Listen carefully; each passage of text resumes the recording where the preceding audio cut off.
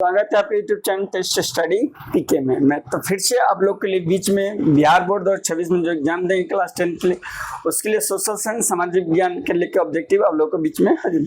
सबसे पहले वीडियो क्या कर दीजिए, लाइक कर दीजिए, फिर चलते हैं आगे बढ़ते हैं। है पहला क्वेश्चन, सदियों से धुबरी तक कौन से राष्ट्रीय जल मार्ग सदिया से धुबरी तक कौन सा राष्ट्रीय राजमार्ग है? तो कौन सा है? राष्ट्रीय राजमार्ग संख्या 2। कौन है? राष्ट्रीय राजमार्ग संख्या 2। ठीक है ना। फाल्टा विशेष आर्थिक क्षेत्र कहाँ है? क्वेश्चन है कि जो फाल्टा विशेष आर्थिक क्षेत्र कहाँ है? उत्तर प्रदेश, महाराष्ट्र, पश्चिम बंगाल या गुजरात में? तो कहाँ है? पश्चिम बंगाल में। फाल्टा राष्ट्रीय क्षेत्र कहाँ है? पश्चिम बंगाल में।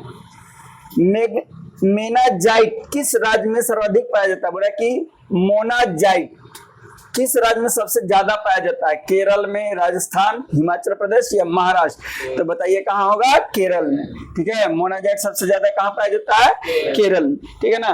तो वीडियो को भी अभी भी लाइक नहीं किया तो प्लीज लाइक कर दीजिए। ठीक है, और शेयर तो जरूर कर दीजिए। दोस्तों के बीच में आप लोग कंजूसी करते हैं, लाइक करने पता नहीं क्या होता है। ठीक है, तो वीडियो को लाइक कर दीजिएगा, शेयर करना ना भूलिएगा। चलिए आगे बढ़ते हैं।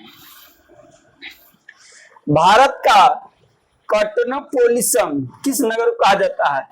कॉटनोपोलिस किस नगर को कहा जाता है?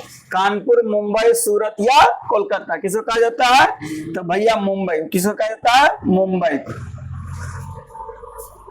कुदेनमुख में कौन सा खनिज पाया जाता है? ना कुदेनमुख में कौन सा खनिज पाया जाता है? कोयला, सोना, तांबा या लौह अयस्क? तो कौन है भैया? लौह अयस्क। तो क्या पाया जाता है? लौह अयस्क। त्रिवेणी नहर का निर्माण कहाँ किया गया था? बड़ा जो त्रिवेणी नहर का नाम है त्रिवेणी नहर, इसका निर्माण कहाँ किया गया? पश्चिम बंगाल, गोपालगंज। तो कहाँ किया गया? तो भैया पश्चिम चंपारण। त्रिवेणी नहर कहाँ है? पश्चिम चंपारण में। ठीक है, त्रिवेणी नहर कहाँ है? पश्चिम चंपारण।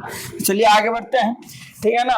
फिर से वही बात भैया, वीडियो को लाइक कर दे सबका, क्योंकि आखिरी समय है तो मन से थोड़ा सा ऑब्जेक्टिव पढ़िए, क्योंकि बिहार बोर्ड में आप जानते हैं कि 230 नंबर टोटल ऑब्जेक्टिव है।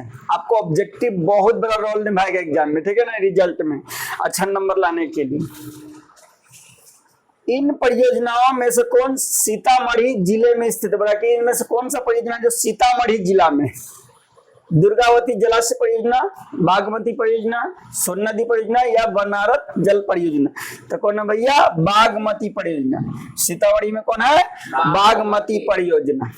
अबरक उत्पादन में भारत का विश्व में कौन सा स्थान है?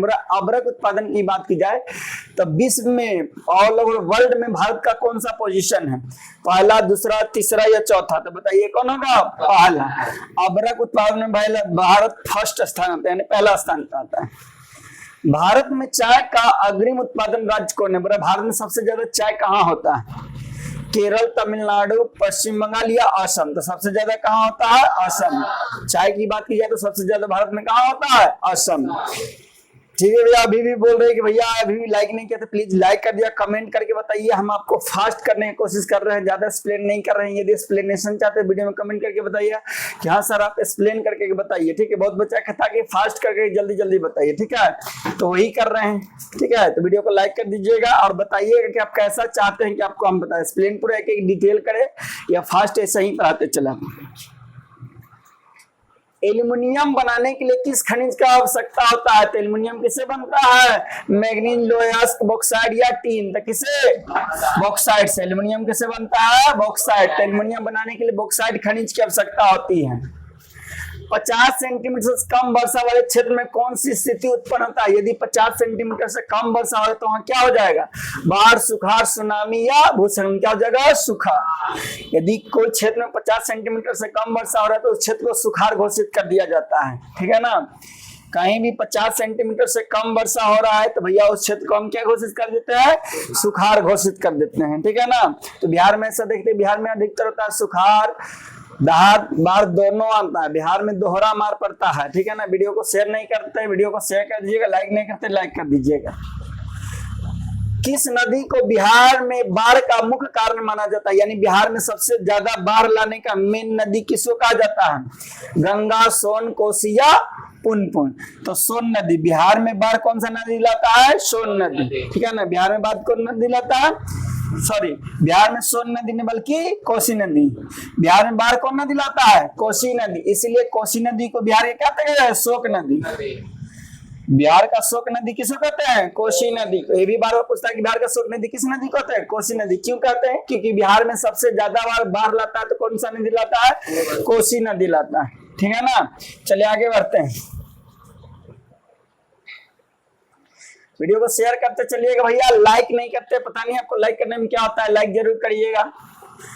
अधिकेंद्र का संबंध इनमें से किससे है? बोला कि अधिकेंद्र का संबंध किससे होता है? ठीक है ना। बाढ़ से, सुखाड़ से, या भूकंप या सुखलन, तो किससे होता है? भूकंप। भूकंप में अधिकेंद्र होता है, केंद्र होता है। ठीक है ना। भूकंप में क्या होता है? अधिकेंद्र और केंद्र। तो भूकंप से संबंधित है अधिकेंद्र और केंद्र। भारत में जनसंख्या की दृष्टि से बिहार का कौन सा स्थान है? बोल रहा है कि भारत में जनसंख्या की दृष्टि से देखा जाए तो बिहार कैमा नंबर में आता है? पहला, दूसरा, तीसरा या चौथा? तो किसमें आएगा भैया? तीसरा नंबर। जनसंख्या की दृष्टि से बिहार आता है पूरा भारत में कितना नंबर पर? तीसरा नंबर। तो कमेंट करके बताइए कि जनसंख्या की दृष्टि से सबसे पहला राज्य कौन सा है? आपको कमेंट करके बताना है। प्रति व्यक्ति आय इनमें से किस नाम से जाना जाता है? बता, प्रति व्यक्ति आय को और किस नाम से जानते हैं?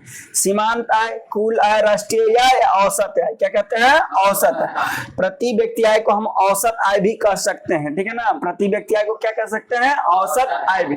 फिर से वीडियो को लाइक अभी तक नहीं किया है तो वीडियो को लाइक कर दीजिएगा। सोशल साइंस में आज तक इतना ही इसमें रहने देंगे। ठीक है। उम्मीद करते हैं कि आपको ये सेशन अच्छा लगा होगा। जैसा सेशन लगा होगा उस तरह से आप कमेंट करके बताइएगा आप किस तरह से चाहते हैं वीडियो, उसी तरह से करेंगे।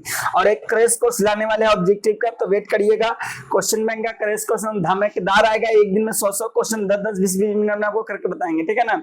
तो वीडियो में अभी तक बने उसके लिए thank you so much. Like नहीं किया तो लाइक कर दीजिए, नए हैं तो चैनल को सब्सक्राइब कर दीजिए। जय हिंद, जय भारत।